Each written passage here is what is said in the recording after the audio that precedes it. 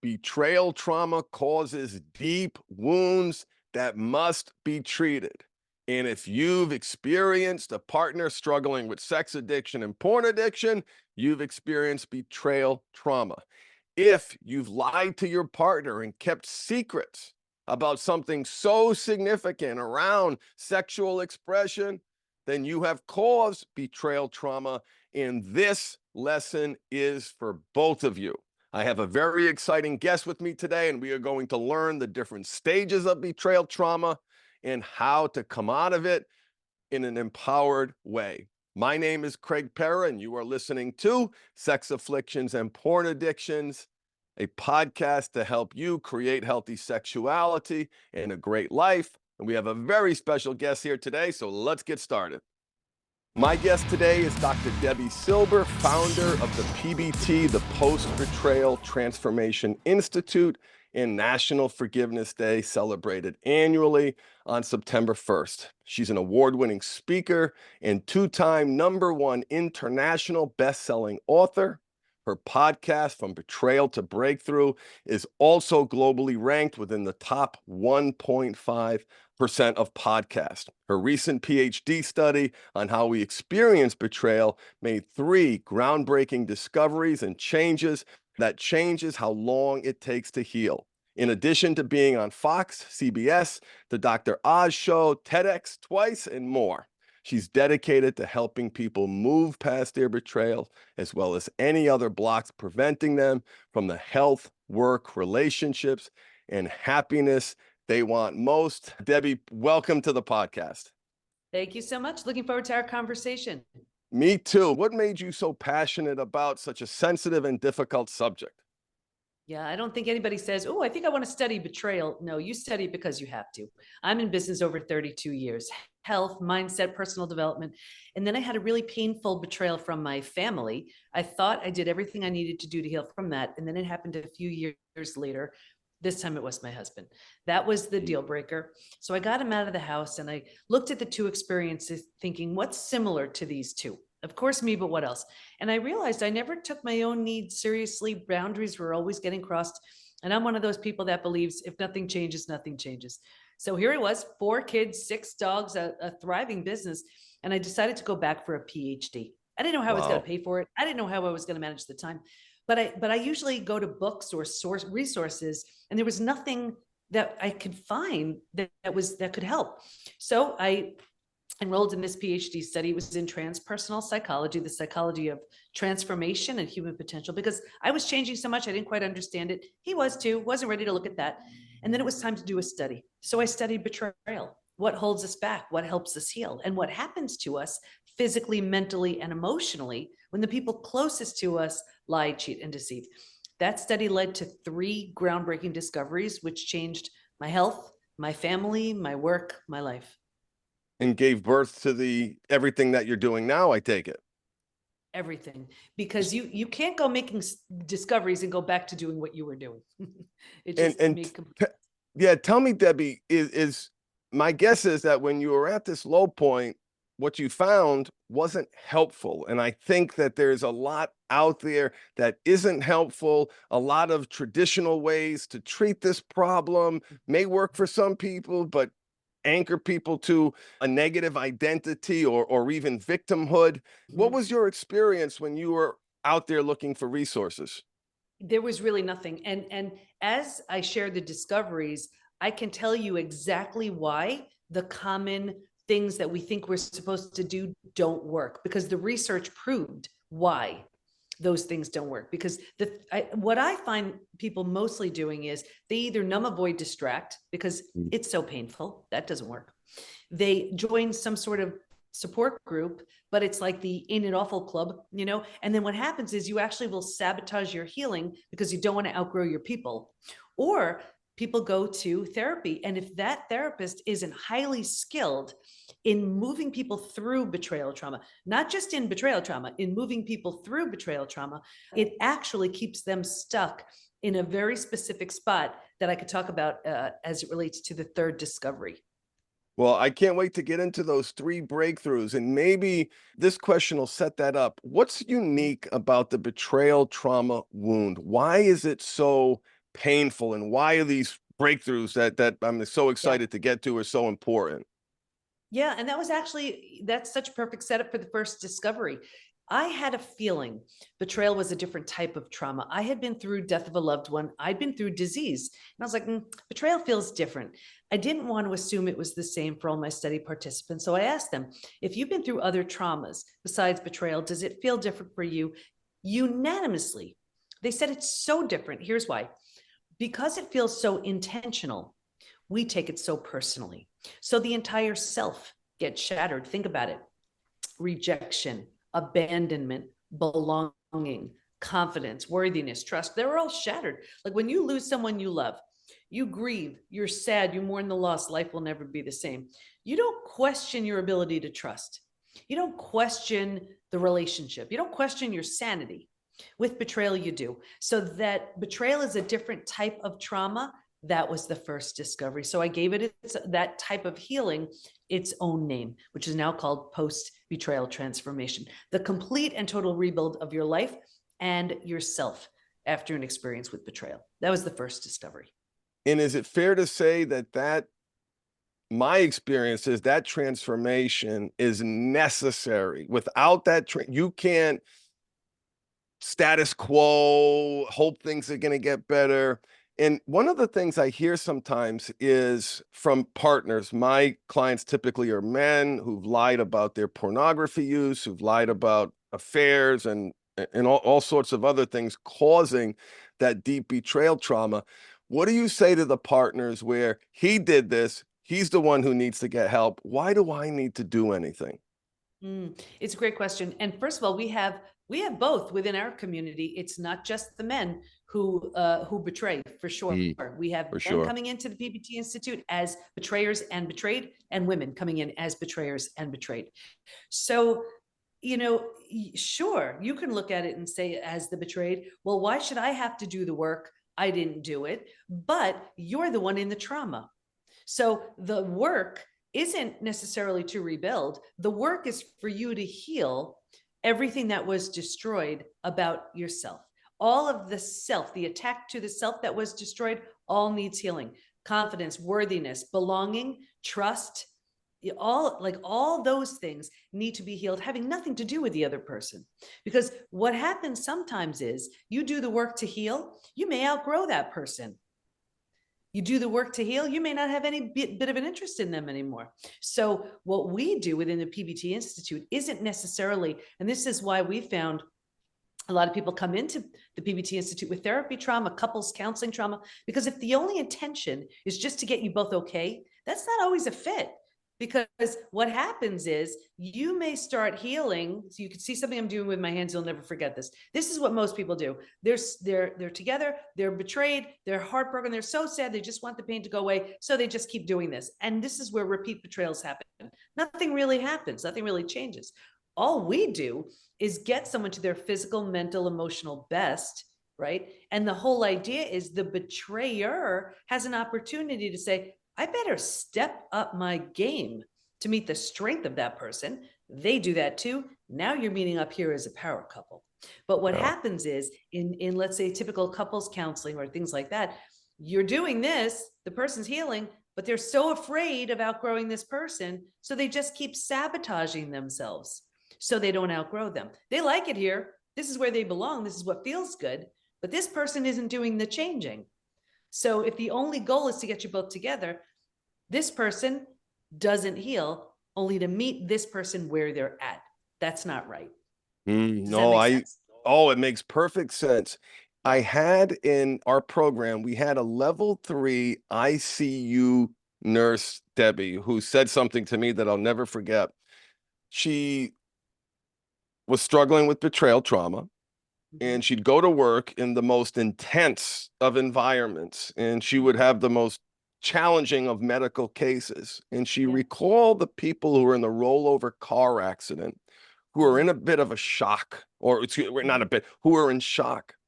Yeah. And she said, that's the wound that I need to treat. That's how I feel. She felt that betrayal, and I'm so glad she connected with it, is causes not just a an emotional wound, but a physical wound. And I know you Oh, you yeah. speak to that. Can you color Yeah, that in a little sure. bit for us? And using your analogy, what makes betrayal so unique is not only is the car rolling over, the person you felt safe with and trusted the most is the one who just tipped the car over. Who did it? You Who know, did it? so Yeah. that's what it Yeah. is, because this is the person, or these were the people who gave you a sense of safety and security. So when this is the person, or these are the people to take that very sense of safety and security away, that's what makes it so shocking and so traumatizing. So Mm, it's as if it weren't bad enough, it's the person you trusted the most.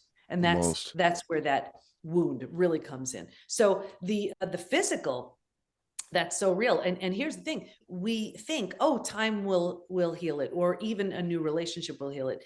That's not the case. So the second discovery was that there's actually a collection of symptoms, physical, mental, and emotional, so common to betrayal, it's known as post-betrayal syndrome. Now, we've had over 95,000 people take our post-betrayal syndrome quiz on our site to see to what extent they're struggling. And there's a question on there that I read all the time, and it's is there anything else you'd like to share? And people write things like, my betrayal happened 35 years ago, I'm unwilling to trust. My betrayal happened 15 years ago, it feels like it happened yesterday. So we know, until and unless you intentionally and deliberately heal it, it will follow you around in your work, in your health, in your relationships. But every so often I pull the stats from the quiz to see where people land. Happy to share them if that would serve. Yeah, please. And I want to make sure we're going to include links for everybody to Debi's resources, her materials, the quiz. Thank you. Definitely. Yeah, sure. Happy The to share them, because the stats are staggering.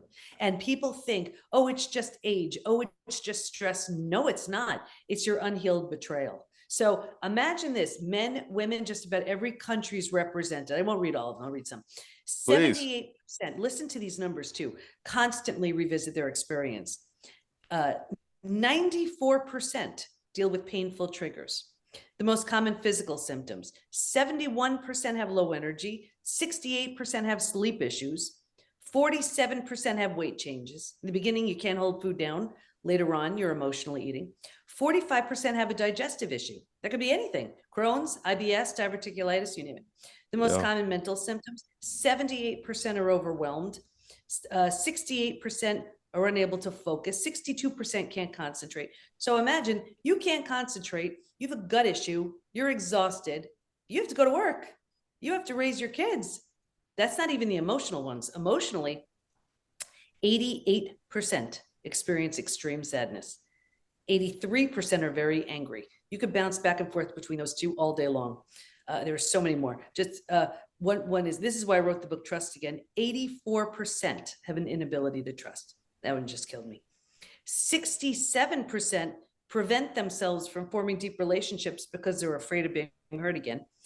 82% find it hard to move forward. 90% want to move forward, but they don't know how.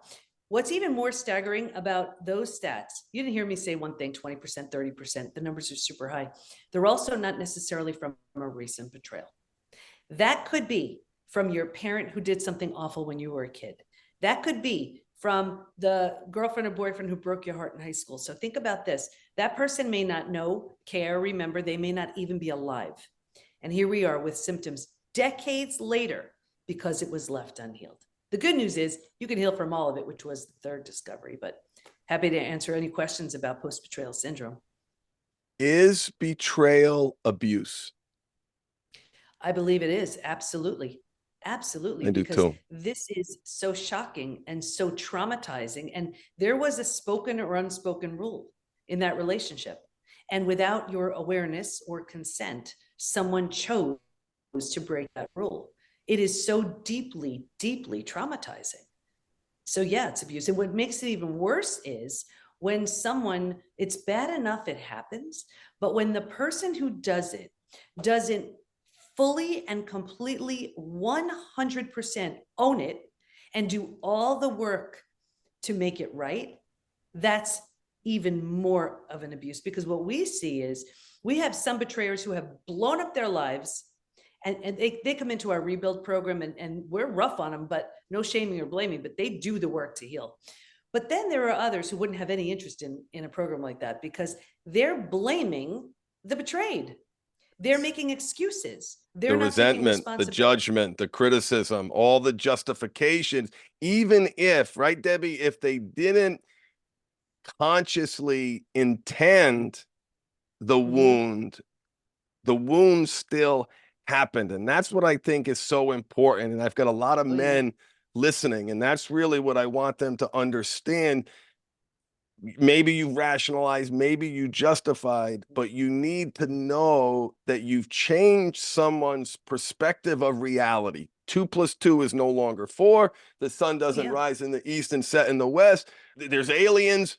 The person who I was to trust, my reality is shattered. Absolutely. When you think of safety and security, that's a foundational need. That foundation is absolutely the bottoms out on someone, and their reality, their whole worldview, everything they've been holding to be real and true is no longer. And so when someone, that's why it is one of the most painful of the human experiences. You know, the beauty is, like I said, you could heal from all of it. That's the third discovery. I would love to get into that one. But when you know, or when someone expresses, if, let's say, for whatever crazy reason you didn't understand how devastatingly painful it is, when someone explains that level of pain, if your response in that moment is to make it all about you, or to be so deep in your shame that now that person has to somehow lift you up, it's so wrong. You're so much better than that. You're so much better than that. And you owe it to yourself and everybody you hurt along the way to help yourself enough to become strong enough, healthy enough, so that you can right the wrong. And if you don't have an opportunity right there, you pay it forward in whatever way you can. Right. That's right. And yeah, then no. And of course, then you forgive yourself. But when you are just shaming and blaming and trying to run away from it and trying to blame the other person, and no, that's cruel. I want to get to the third breakthrough, but I'm really curious about what inspired you to found National Forgiveness Day. Tell me about that. Yeah, you know, it was just one of those inspirations that when you're just absolutely doing what you're on the planet to do, you know, things just happen. I mean, that's when the books started flying out of me, the TEDx talks, the programs, the certifications, all of it. And when it comes to forgiveness, this isn't necessarily about forgiving the person who hurt you. And for the betrayed, this isn't necessarily, you know, this could be, even when they say, well, why should I forgive myself? I didn't do anything wrong. Well, maybe you were too hard on yourself. Maybe you thought it was you. Maybe you thought it had anything to do with you. Maybe you didn't give yourself the love, the support, the healing, the strategy, the tools that you needed.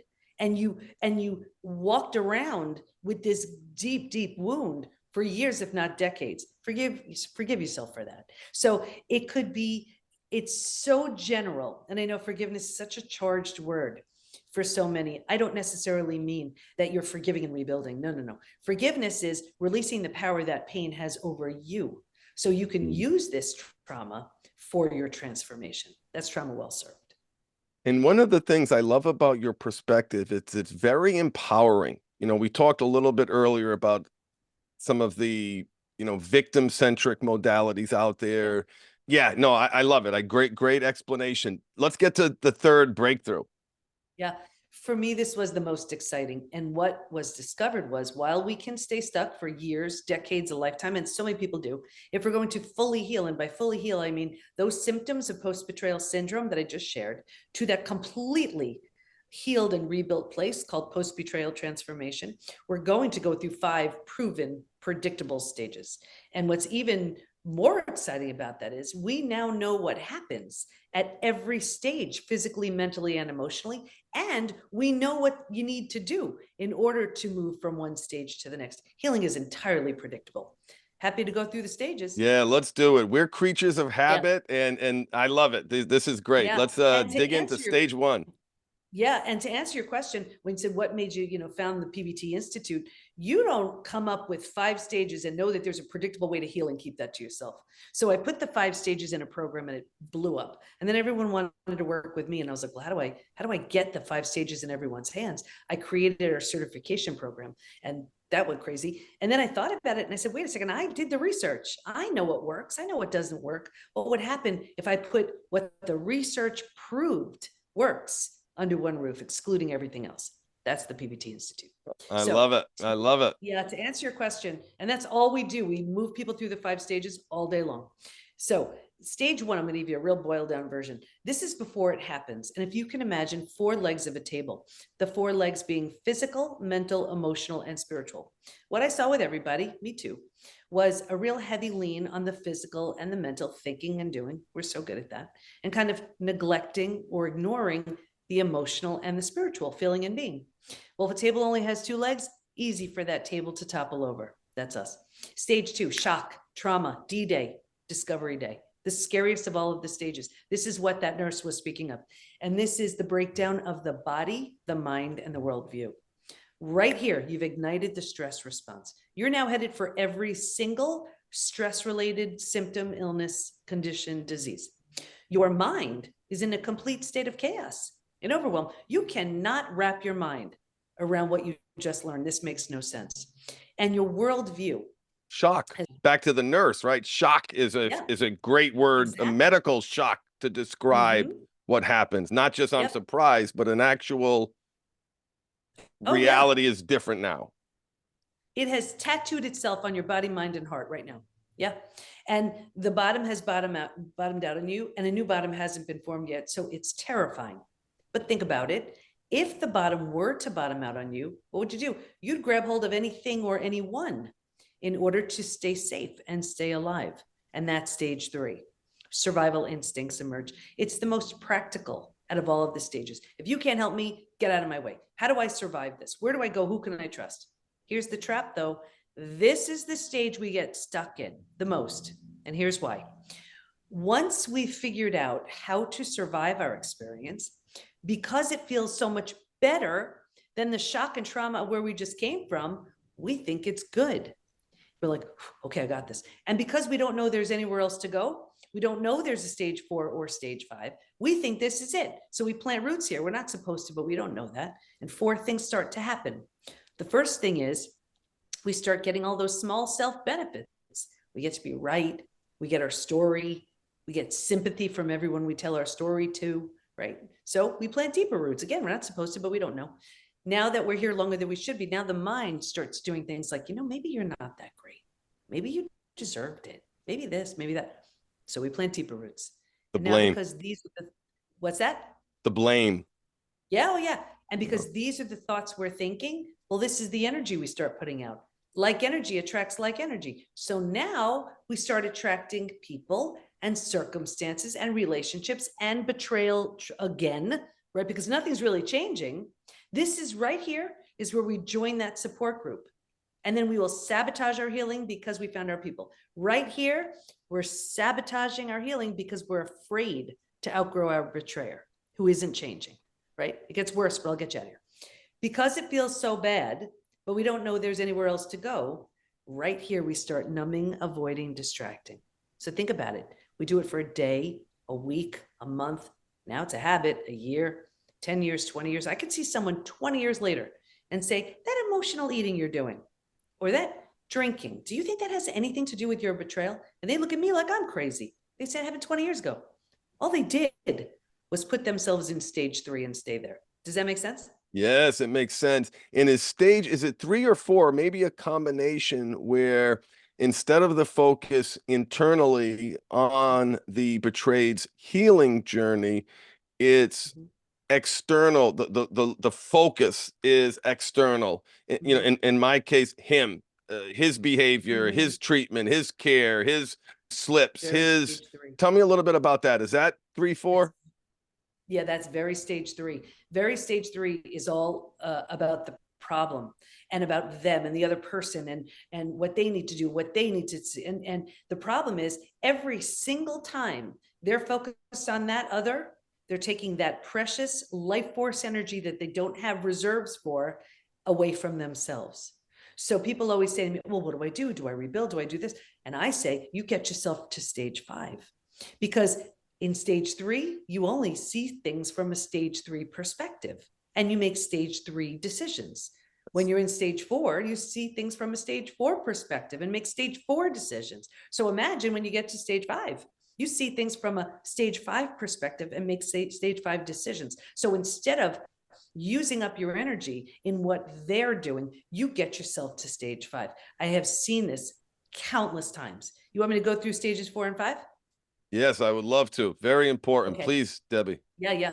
So if you're willing, willingness is a big word right here, grieve, mourn the loss, you do a bunch of things. You move to stage 4. Stage 4 is finding and adjusting to a new normal. So here's where you acknowledge, I can't undo what happened, but I control what I do with it. Right there in that decision, you just turn down the stress response. You're not healing just yet, but at least you stop that massive damage you were doing in stages 2 and stage 3. Stage 4 feels like if you've ever moved. If you've ever moved to a new house, office, condo, apartment, whatever, all your stuff's not there, it's not quite cozy yet, but you're like, okay, we can do this. We got this. That like hopeful excitement, right? Yes. That's what it feels like. But think about it. If you were to move, you don't take everything with you. You don't take the things that don't represent the version of you want to be in this new space. And it was so interesting, because what I see consistently is there's a spot when you're moving from stage 3 to stage 4. If your friends weren't there for you, you've outgrown them right here. The lame support group, you're done. The betrayer who isn't changing, you're done. Very clear. And people say to me all the time, what the heck, is it me? Yes, it is. You're undergoing a transformation. And if they don't rise, they don't support you, they don't come along. When you've made it to stage 4, you made this new mental space cozy, you made it home, you move into the 5th most beautiful stage. And this is healing, rebirth, and a new worldview. The body starts to heal. Self-love, self-care, eating well, exercise. You didn't have the bandwidth for that earlier. Now you do. The mind is healing. You're making all kinds of new rules and boundaries based on everything you see so clearly now. And the 4 legs of that table, by this point, we're solidly grounded, because we're not just focused on the mental and emotional, we're focused on the spiritual and the physical too, all of them.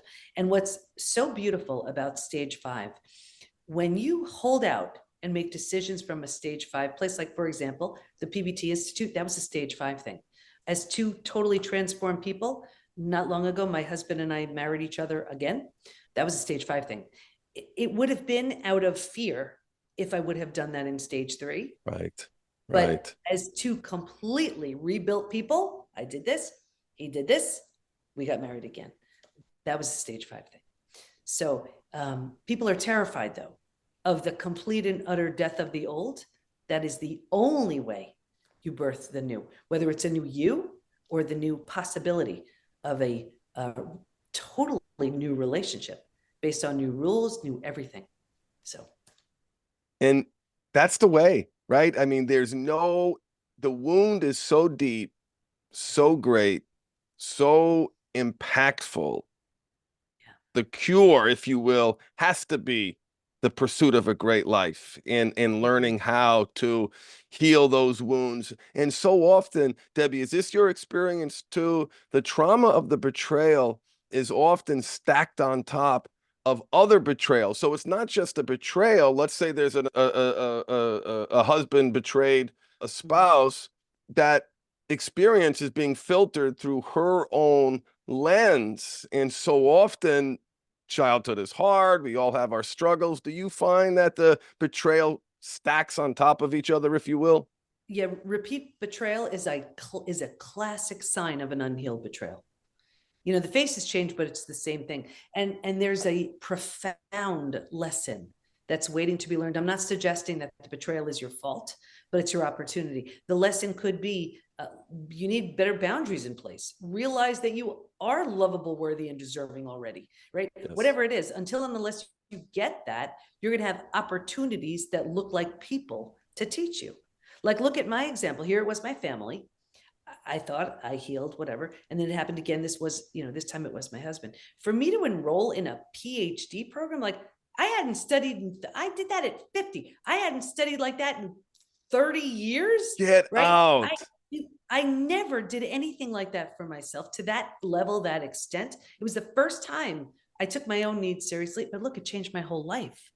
So lesson learned, you see? Yeah. But what happens is we don't learn those lessons. So we keep having those repeat betrayals. We keep doing this. It's a lifetime of this, and it's so exhausting.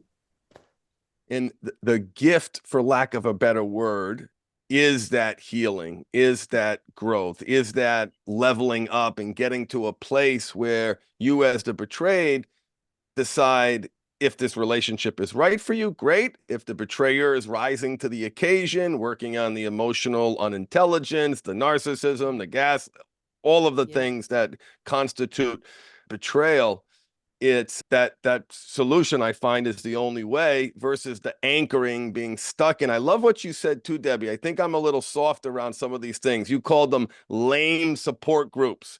And I like that strong language because it's true, isn't it? I mean, there are a lot of poison out there keeping people stuck. And I You know, just want to acknowledge I like the way you said that.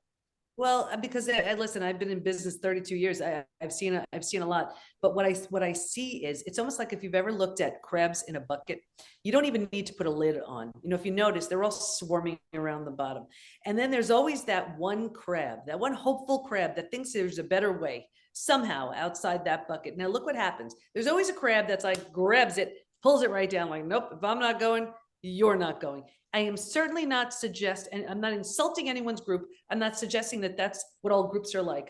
But what I have heard consistently with some of our members coming in is that everybody is complaining and commiserating, and it's their only place to vent and to feel heard and feel validated. But I'll tell you, if anything glues you to stage 3, the most common place we get stuck, it's only seeking to be heard and validated and understood. This is why the most well-meaning therapists, you could see him for 10 years on the same topic. If all you're trying to do is feel heard, validated, understood, you're no step closer to the next stage if that's all you're doing. And it keeps you so deeply rooted in stage 3.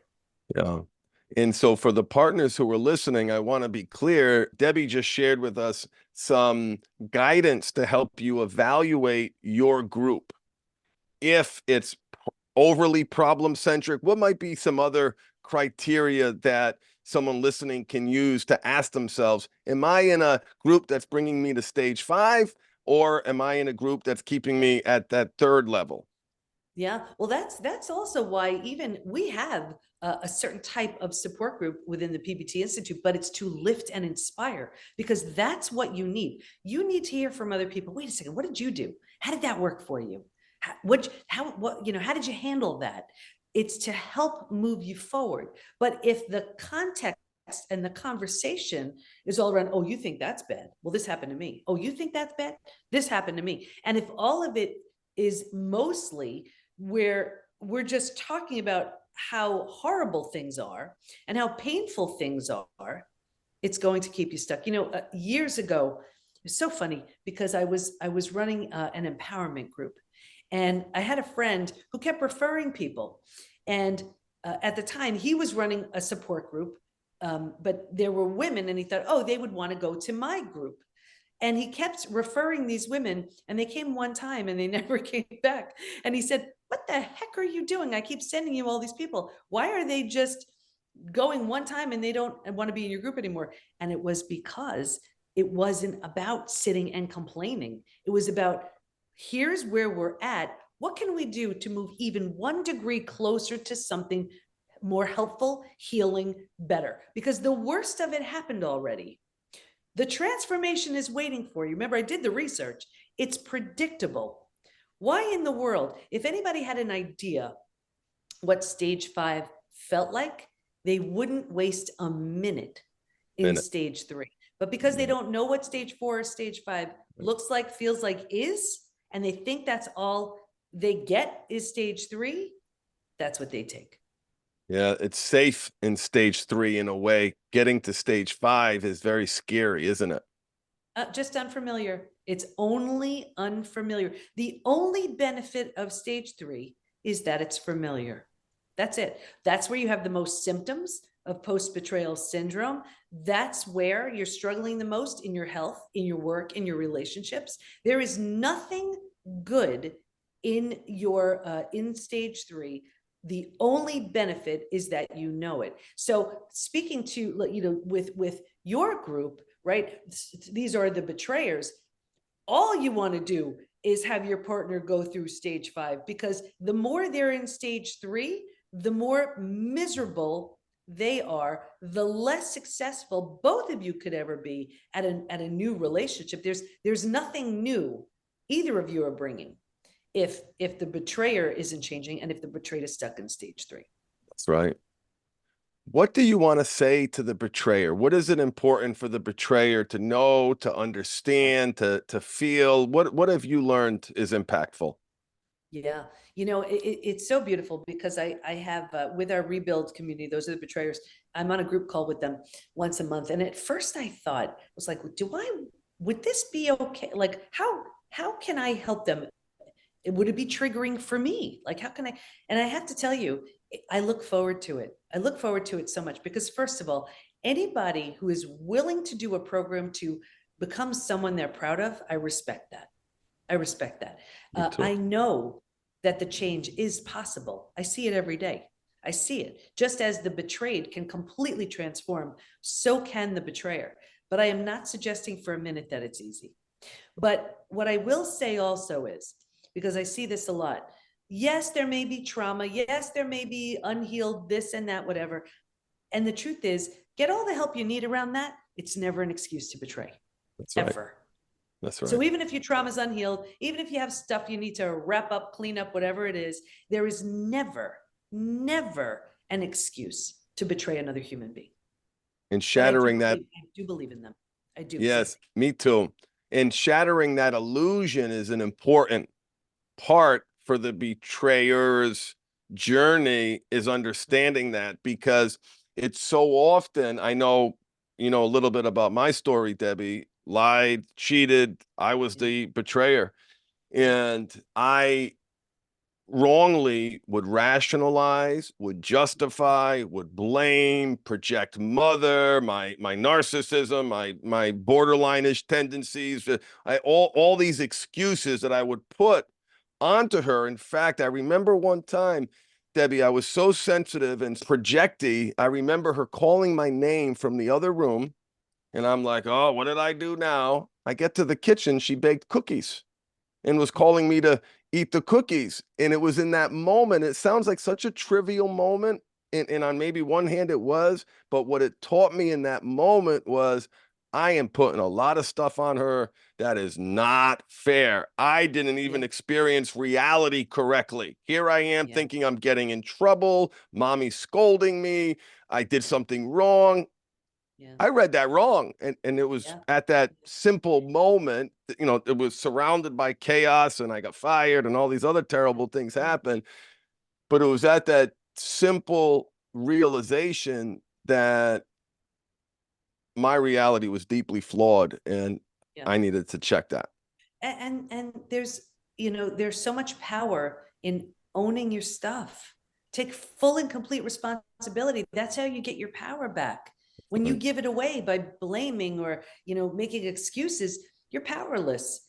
And this is such a desperate attempt to feel good, but nothing feels better than feeling and knowing you're a trustworthy human being who's willing to go into the depths of whatever it's going to take to become the person they're proud of. Who's honorable, who has integrity, who's done the work to understand why they lacked being honorable and lacking that integrity. And that certainly can lead to a massive, massive transformation. Absolutely.